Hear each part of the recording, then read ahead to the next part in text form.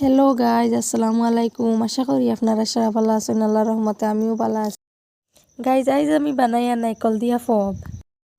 ইকানো লই নিলাম আমি বড় বল দিয়ে এক বল ময়দা, ছোট বল দিয়ে এক বল চিনি আর হাফ কাপ রিফাইন অয়েল, বালা ঠিকছে চিনি আর নাইকল কুচি মিক্সিং করে নিলাম। তারপরে বড় বউলের মাঝে ময়দা, হাফ কাপ রিফাইন অয়েল আর অল্প অল্প পানি দিয়া ডো রেডি করলাম। ডো রেডি করার পরে ছোটো ছোটো করে ডোরে থেকে টুকরো করে নিলাম। টুকরো আপনারা ইনতেওয়ালা বানাইনি আমারে কমেন্টও কইবা। গাইজ, শেষ পর্যন্ত আমার ভিডিওকে দেখবা আর ভালো লাগলে লাইক কমেন্টে আর শেয়ার করে দিবা।